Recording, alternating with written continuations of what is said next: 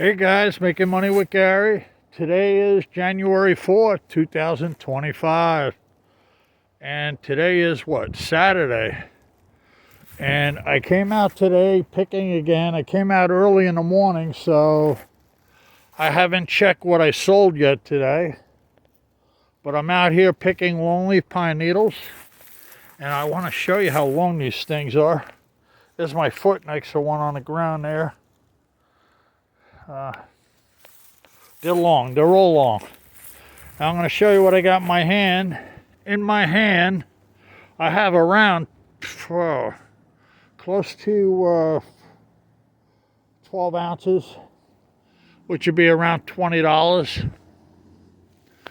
It's normally an 8-ounce roll. I roll it in 8-ounce rolls, and the 8-ounce roll I get around $13.90 for.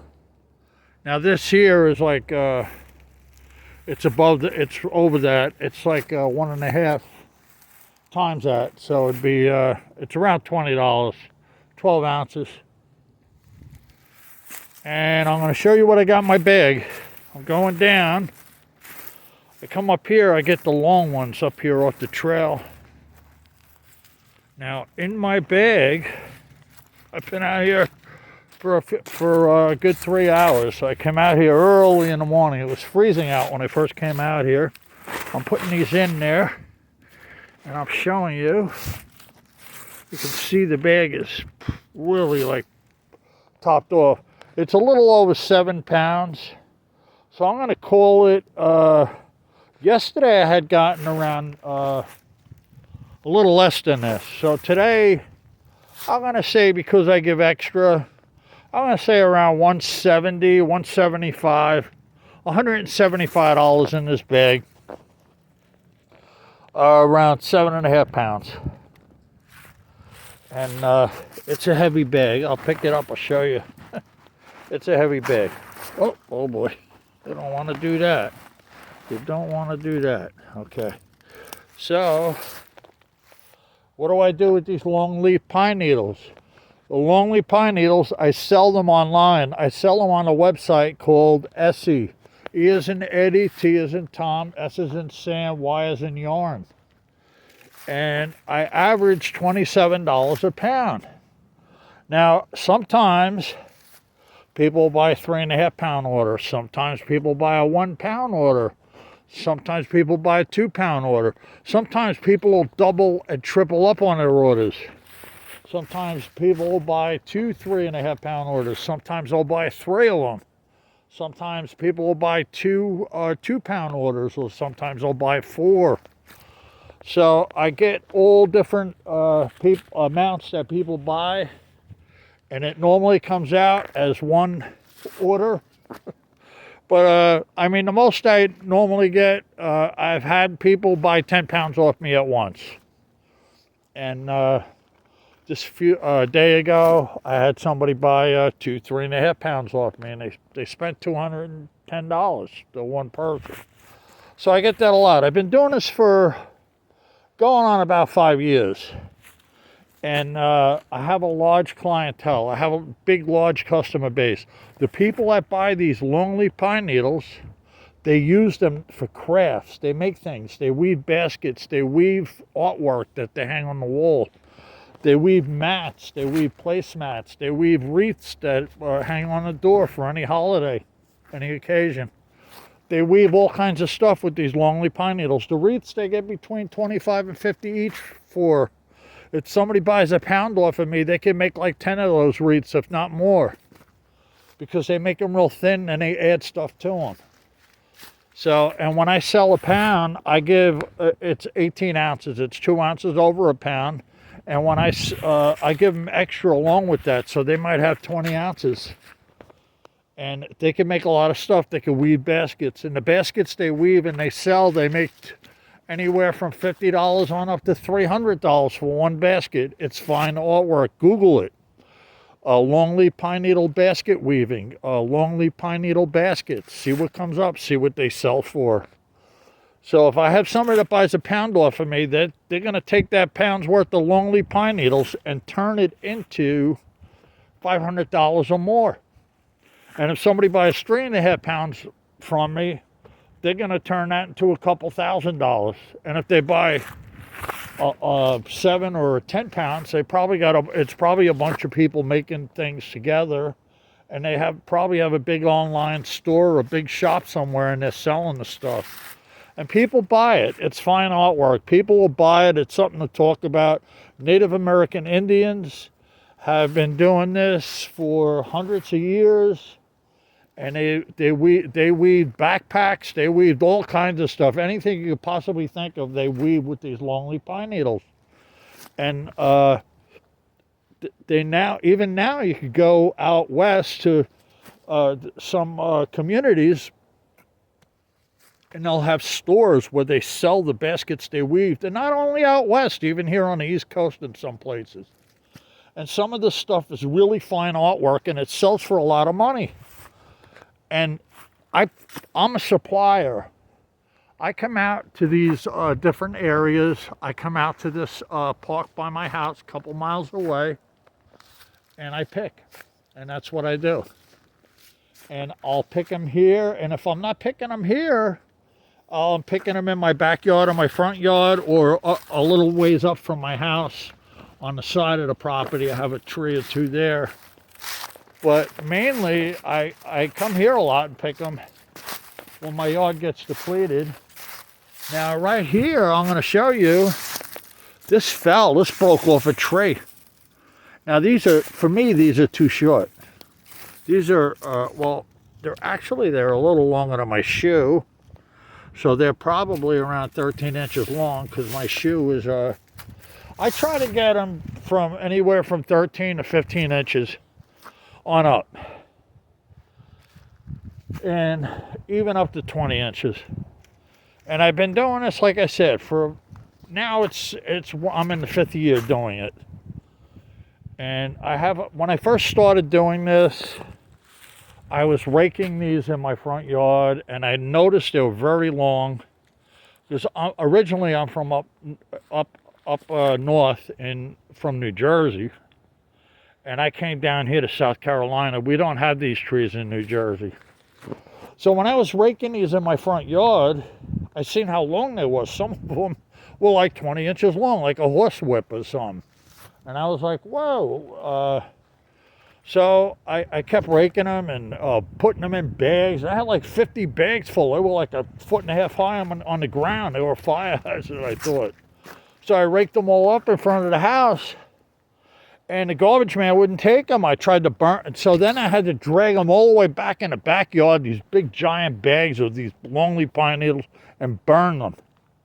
And I burned them.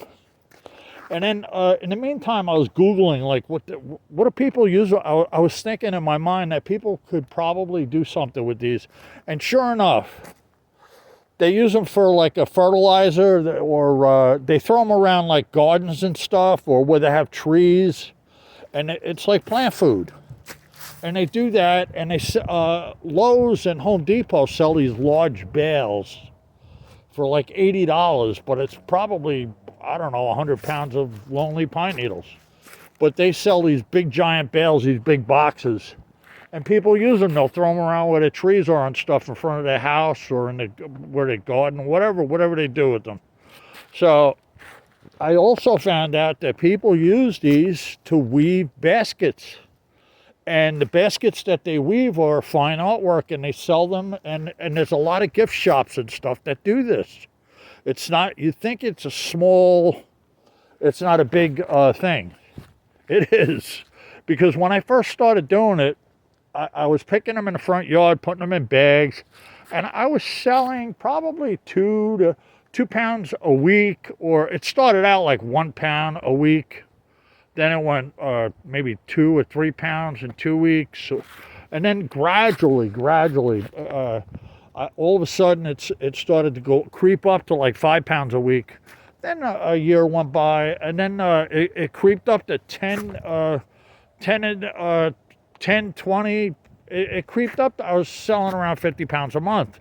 And that's probably about my second, right into my second year. And then all of a sudden it really like took off. And now I move over 100 pounds a month. And at times I'll move 150 pounds in 1 month.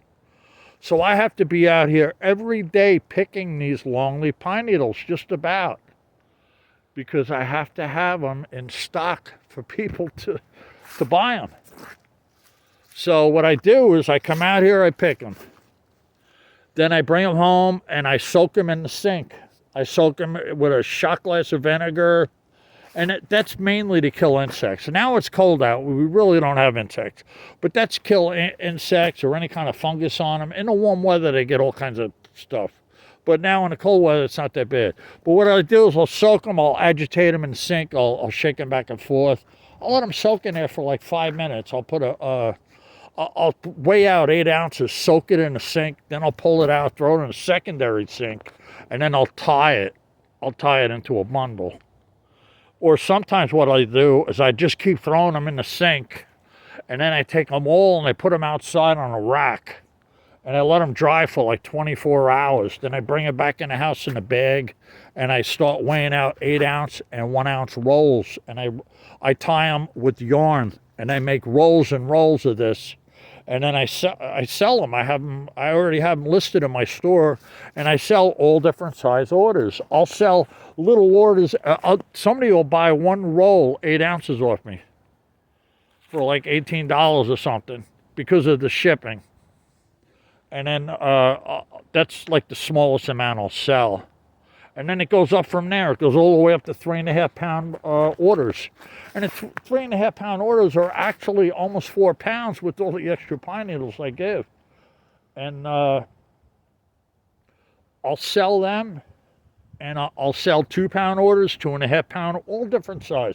I have all different size, so people could order from me whatever size they need. I have it. And I specifically come out here and pick the freshest needles I could get. I look for the cleanest needles, the newest needles that just recently fell off a tree. I don't like to get needles that have been laying on the ground for a week or something, or really dry and brittle. I like to get them fresh. Now yesterday it was very windy out yesterday. The wind was blowing very strong. So a lot of fresh needles fell on the ground. And now I'm up in this area over here, and they were all long needles. They were all like 15, 20 inches long. I mean, really long needles. But yes, no, it varies. But a large amount of them are over 15 inches. I know that. And I've been out here for approximately 3 hours. And I picked around close to $175. I mean, it's, and now I got to take them home. I got to soak them, and then I got to let them dry for a day. But I like to keep my stockpile stocked up. And the reason is because, I mean, on the weekend, I always get hit on the weekend. And on the weekend, I could get hit for 10, 20 pounds, boom, like that. And then I might not get hit all week. But so on the weekend, I got to be prepared. I got to have like 20 or 30 pounds in the house in case I get hit real hard. So I have it right there, and I could box it and get it ready to go for Monday. So that's why I'm out here picking today on Saturday, and I got a little over 7 pounds. And plus what I have home, I got enough to, I probably, right now, to be honest with you, I've been selling them pretty good. So right now with this and with what I got home, I've got around 20 pounds. But I don't think I'll get hit over that, because I got hit the other day, and I got hit a day or two ago. So I got hit pretty hard already this week, but you never know. Normally I'll move around 25 pounds in a week. So I could get hit on a Monday, a Tuesday, but a lot of times I get hit on a Sunday, Saturday and Sunday. So I try to keep stocked up at home so I could mail them out. I'd like to send them out as quick as I can. They go out priority. And what I do is I send them in the box, and I get flat rate, so I don't have to pay. It don't matter how much it weighs. And sometimes I'll mail them different. If they order a real lot and they can't fit in the box, then I'll have to do a box myself and send them ground. Or I send them priority if it ain't a lot. If it's a real lot, like a ridiculous amount of money, I'll send them ground. But they are insured for $100. And if they buy more than $100 off of me, I'll insure them for more. Sometimes, I'll take the chance, because I mean, this is just hard physical work picking these. And as long as I pick them, I have them. So I had one time I had an order get lost in the mail. And I lost a receipt. And oh wow, I couldn't believe it. The only thing I lost was that. And I didn't have it. And the customer, what I did was I sent them a week went by. And this thing kept going back and forth and back and forth. Where they live somewhere out in Arizona or somewhere out there, the thing just, it wasn't going to their address for some reason. And so what I did was I resent it after like 10 days because I felt bad for the customer. And what do you think happened? Lo and behold, I went to the postal, I went online and I told them, I want this package delivered. And I specifically put the address again. But the last time I had the address, I think it's a space. And I had to I changed the way I wrote it, the way it was printed out. And they sent it to the woman's house. But here's what happened anyway. It had nothing to do with the address being wrong or anything. What was wrong was a bunch of aerosol cans in the truck it was being delivered in had busted open and sprayed all over everything. And the person that ordered them had gotten them later, and she said they smell like pine spray, but not the pine that the pine needles smell like. It smelled like something like an aerosol can must have busted open on the truck. And she said they weren't in the box that I originally sent them in. They brought them to our house in a big bag. So I don't know what happened. So she got them. But I could have got $100 insurance, and I lost the receipt with the insurance information. So I try not to do that. I never do that. It's the first time that happened. Sometimes stuff like that happens. Because I had a year and a half ago, an order had got lost in the mail, and I gave the woman the tracking number and stuff, and I gave her a photocopy of the receipt and the email, and she got everything, and she got the money. She got the $100.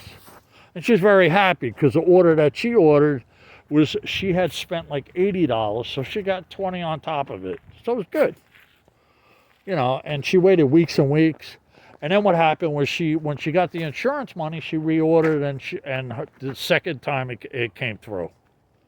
So once in a great while, something will go wrong with the post office, but it's once in a great while. It don't happen every week. It happens like once a year or once every 2 years. It don't happen that often. So it's all right. And that would happen with any carrier. Now, don't forget, guys, I'm mailing out, I'm selling 100 pounds a month. That don't mean I'm selling 100 orders a month, because somebody will buy 10 pounds and that's one order. And maybe I might sell 10 orders a month, and that 10 orders I sold that month comes out to 100 pounds. So because they'll order a whole bunch of orders, different sizes. So, but I do sell a lot of stuff. And the same thing with the books. I sell vintage books. And the vintage books I sell, I buy them in thrift stores, and I get them as cheap as I can. And then I try to get books that are collectible, rare, and I try to get them in good condition, and I sell them online. And sometimes people order 4 or 5 books off me at once, and then sometimes I'll sell a set of books. Like the other day, I sold a set of Charlie Brown books. I had like 14 of them. It was missing one book in a set. And I did another time I sold a Bible encyclopedia set. So I sell books in sets and stuff. And sometimes people buy a lot of books off me at once, one person. And then sometimes they'll just buy one book. But I move. I definitely move over around. I definitely move around 1,000 items individually a year. And because the way they order the things, like I said, the pine needles, they'll double, triple up. The books, sometimes I had people buy 5, 6 books off me that weren't a set or nothing. They were just separate individual books. They just come in my store and picked out a bunch of vintage books that they liked and they bought them. So I get that a lot. And out of all the stuff I mail out, maybe one item will get lost in the mail. Once a year or once every 2 years. So it's not something that happens all the time. So I just thought I'd bring that up. All right, guys. Now, if you're interested in doing this, anybody could do this. It don't take a rocket scientist to come out here, pick longleaf pine needles, throw them in a bag, take them home, clean them, and then put them up for sale. And anyone could do this. And not only this, the vintage books. I do very well with the vintage books. I do. The vintage books I pay for. I have to take time doing research on them, make sure they're worth money before I grab them. Because, you know, way back in the beginning, I would take books and I would just grab them. And a lot of times they were hard to sell. So now I'm very, very frugal. And I really look the book over. I make sure the book's going to move, and I make sure it's worth money. Because I don't want nothing sitting in my shop. I got a couple thousand items, and I don't have the space. So I try to get stuff that's going to move within, and when I say move fast, it's going to move within 6 months. I don't want something that's going to lay around the store for 2 years, because I've been down that road. And I have cleaned my store out when I had a lot of books at one time that weren't really worth a lot of money. And I went through my inventory and stuff, and I took a lot of stuff that it was in too long. And I just threw it away. It wasn't worth it. I didn't lose any money because I make so much on what I sell, it didn't matter. So, and I didn't throw them away. I donated them to another thrift store that I don't go to.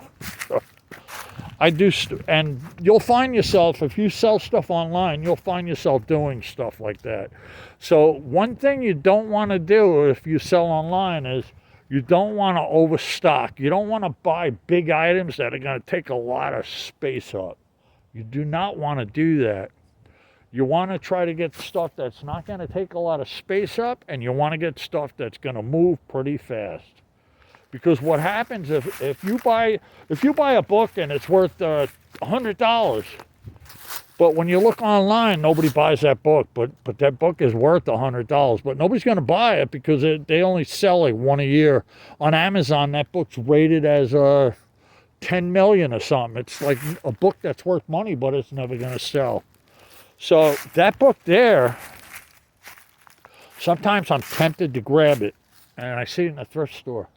And a lot of times I will. And what I'll do with a book like that, I'll sell it real cheap to just get it, see if it moves. And then I've done that in the past, and I had a few of these books like that. I ended up redonating them. So that's a mistake, but that's how you learn. So what I try to do, I get a book that's worth money that's selling. So I look on Amazon. The book's in that 100,000 range or something. Okay, that book's going to sell fast, going to sell quick. The book's up in a million range. Okay, it's still going to sell pretty quick. It's in the 2 million range. It might sell quick. It's over the 2 million range. Don't buy it. Don't buy it. You're not going to sell it. It's just going to sit. You're going to have it for a year and a half in your store before you sell it. So when you get a book, and you can't always go by Amazon, you really got to do other research. Because Amazon's not always right. Sometimes Amazon will have a book, and the reason the book's in the 12 million range or something way up there is because there might only be one book on Amazon for sale. So that's why it's in that real high range, because they don't have none of the books to sell, and you can't find it nowhere. You look on eBay, you look on different sites, and you don't see that book. So what does that tell you? That's a rare book, and you don't know how fast it's going to sell, but it's a rare book. So then you got to do some other research and see what it's being asked for and see how many are out there. And if there's only a few of them out there, grab that book, because there's a good chance you're going to make some good money on that book. But there's a lot of different ways to research. I'm not going to go into it, but you could figure all this out as you go. All right, guys. This is a video about pine needles, lonely pine needles, and I'm talking about books. But I'm just trying to educate people on selling in general. But all right. Have a nice day. And if you're thinking of doing this, you could do it. And if you like this video, subscribe. And if you really like it, subscribe and give me a thumbs up. All right, guys. Thank you. Over and out.